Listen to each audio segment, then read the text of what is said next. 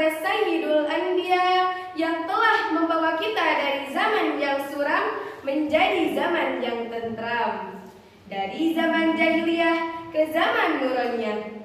Berkat adanya beliau, kita bisa berdiri, tertawa, berbicara di muka bumi ini. Karena kalau tidak ada Nabi kita semua, kita tidak ada di bumi ini. Dijelaskan dalam kitab Qasidah Burdah karangan Syekh Syarifuddin Al-Bushairi bait ke-36 dijelaskan. Wa kaifa tad'u ila dunya daruratu man laula lam tukhraji dunya minal adami. Rekumaha butuna junjunan kana dunia lamun ta'aya mantena iya dunya mual ayah. Nabi kita adalah orang yang menjadi penghulu dunia dan akhirat. Siapakah orang yang paling mulia itu? Yang selalu kita sebut-sebut namanya, yakni Habibana wa Nabiyana wa Maulana Muhammad. Allahumma salli wa sallim wa barik alaih. Allahumma salli alaih. Allahumma salli alaih. Allahumma salli wa sallim wa barik alaih. Yang terhormat Dewan Juri yang arif dan bijaksana, yang saya hormati dan insya Allah muliakan seluruh panitia gemilang dan seluruh pemirsa yang menonton video ini. Pemirsa yang dirahmati Allah, pendidikan adalah masalah bersama. Mengapa demikian? Karena semua orang berkepentingan dengan pendidikan.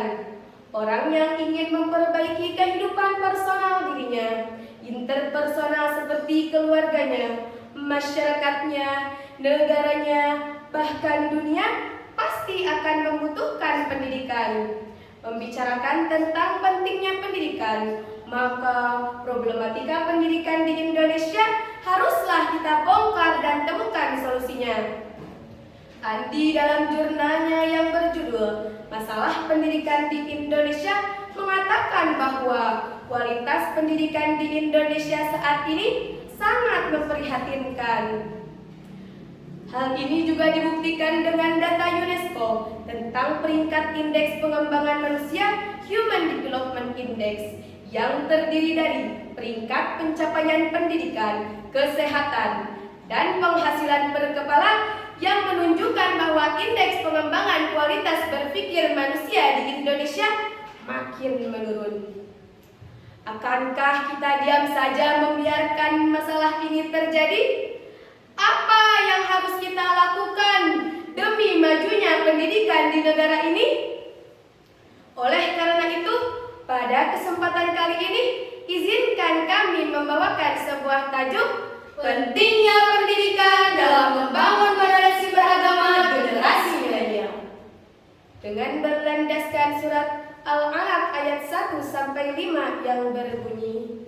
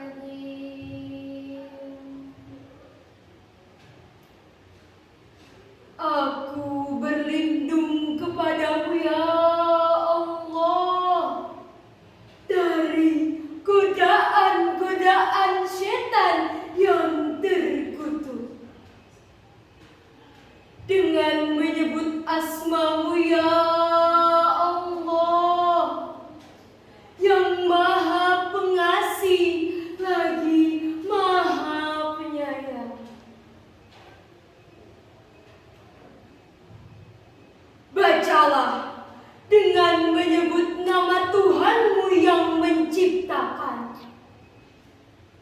Dia menciptakan manusia dari segumpal darah. Bacalah, dan Tuhanmu lah yang maha mulia, yang mengajarkan manusia dengan pena. Dia mengajarkan manusia apa yang tidak diketahuinya. Maha benar Allah dengan segala firman-Nya. Dalam tafsir Ibnu Katsir dijelaskan bahwa ayat-ayat ini merupakan permulaan rahmat yang diturunkan oleh Allah karena kasih sayang kepada hamba-hambanya, dan merupakan nikmat yang mula-mula diberikan oleh Allah kepada kita. Di dalam surat ini terkandung peringatan yang mengunggah kepada asal mula penciptaan manusia, yaitu dari alaqah. Selanjutnya, di antara kemurahan Allah Subhanahu wa Ta'ala ialah Dia telah mengajarkan manusia apa yang tidak diketahuinya. Hal ini berarti Allah telah memuliakan dan menghormati manusia dengan ilmu. Dan ilmu merupakan bobot tersendiri yang membedakan antara Abul Bashar Adam dengan malaikat. Ilmu ada kalanya berada di hati, ada kalanya berada di lisan, dan ada kalanya pula berada di dalam tulisan tangan. Itu juga berarti ilmu adalah pendidikan itu sendiri. Namun pemirsa, sangat disayangkan bahwasannya Indonesia merupakan negara yang masih banyak ditemukan permasalahan dalam bidang pendidikan.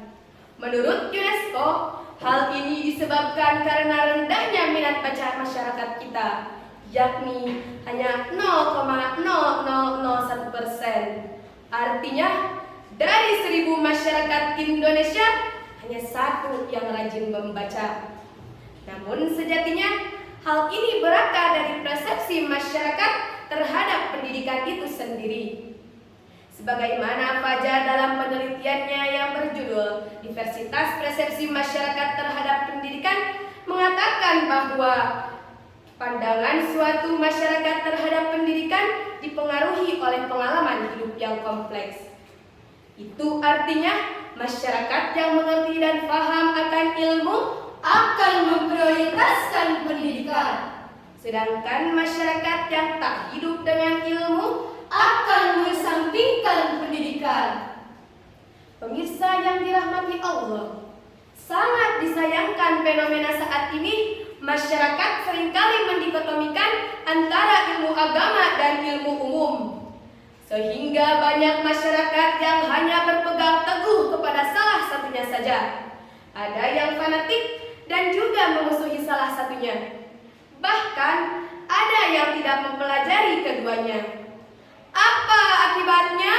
Masyarakat akan mudah terprovokasi, hidup tak bertoleransi, terobsesi dengan duniawi, ego yang tinggi, merasa benar sendiri, dan akhirnya timbul permusuhan di sana-sini.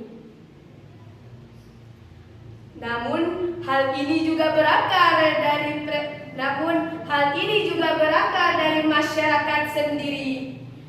Sebagaimana prediksi Rasulullah SAW jauh ratusan tahun lalu yang telah tercantum dalam kitab Ihya Ulumuddin karangan Imam Al-Ghazali juz 1 Shahifah 8. Wasayati 'alan nasi zamanun qalilun fuqaha'uhu kasirun khutba'uhu qalilun ma'tuhu kasirun sa'iluhu al-ilmu fihi khairun minal amali. Dan akan datang kepada umat manusia suatu masa yang sedikit ahli fikihnya, banyak ahli pidato, sedikit yang memberi dan banyak yang meminta. Ilmu pada masa itu lebih baik daripada amal. Oleh karena itu, wajib wajiblah masyarakat mengenyam pendidikan. Sebagaimana Rasulullah Shallallahu Alaihi Wasallam juga bersabda dalam hadisnya, "Thalabul ilmi fariidatun ala kulli muslimin wa muslimat." Yang artinya menuntut ilmu adalah wajib bagi setiap muslimin dan muslimat. Pendidikan yang ditempuh haruslah seimbang antara ilmu agama dan ilmu umum. Seperti Albert Einstein mengatakan, Ilmu tanpa agama buta. Agama tanpa ilmu lumpuh. Dan Nelson Mandela dengan pepatahnya, pendidikan adalah senjata paling mematikan di dunia. Karena dengan pendidikan, kita dapat mengubah dunia. Pemirsa yang dirahmati Allah, jika kita singgung mengenai dampak rendahnya perhatian terhadap pendidikan ilmu agama Islam di Indonesia, jelas kita tahu bahwa Indonesia bangga hanya dengan kuantitas umat muslimnya saja. Namun kualitasnya makin menurun. Pergeseran paradigma ini jelas berhubungan dengan pendidikan agama Islam itu sendiri. Kiai Haji Zainal Abidin dalam seminarnya mengatakan bahwasannya agama Islam akan berdiri tegak dengan 3 pondasi. Apa saja pondasi tersebut? Pondasi pertama adalah Islam, Pondasi kedua adalah iman. Dan pondasi ketiga adalah ihsan. layaknya tripod kamera yang memiliki 3 pondasi. Jika patah satu, Maka runtuhlah semuanya. begitupun dengan agama Islam di Indonesia. Jika salah satu pondasinya patah, Maka akan runtuhlah kualitasnya. itulah yang terjadi saat ini. Pondasi Islam kita populerkan, pondasi iman kita gemborkan, sedangkan pondasi ihsan kita kesampingkan. Bagaimanalah cara kita menegakkannya jika kita saja tidak mengenal dan mendalaminya? Pondasi Islam membahas tentang syariat yang bisa kita dalami dengan ilmu fikih. Pondasi iman membahas tentang keyakinan yang bisa kita dalami dengan ilmu tauhid. Sedangkan pondasi ihsan membahas tentang rasa kehadiran Tuhan dalam kehidupan bisa kita dalami dengan ilmu tasawuf. Kini yang harus kita syukuri dalam pendidikan bahwasannya penerapan profil pelajar Pancasila membantu memfasilitasi agar pendidikan di Indonesia mampu menerapkan poin ketuhanan yang Maha Esa dengan menyeimbangkan antara ilmu agama dan ilmu umum.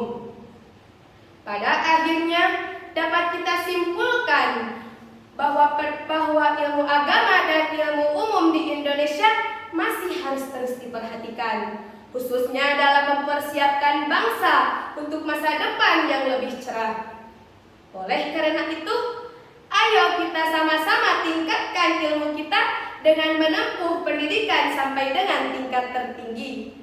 Dan ayo kita cerdaskan negeri kita dengan ilmu lahir maupun batin demi menjadi bekal tugas di bumi. Dan ayo kita bina pribadi, keluarga, dan bangsa dengan meningkatkan iman dan takwa sehingga kita dapat hidup sejahtera. Sebagaimana Kiai Haji Zainal Abidin mengatakan dalam syairnya, "Hai teman-teman, jangan kau tinggal diam, aktiflah dalam pembangunan. Sering-seringkan lenganmu, langkahkan kakimu untuk mencapai kesejahteraan. Bina dirimu, keluarga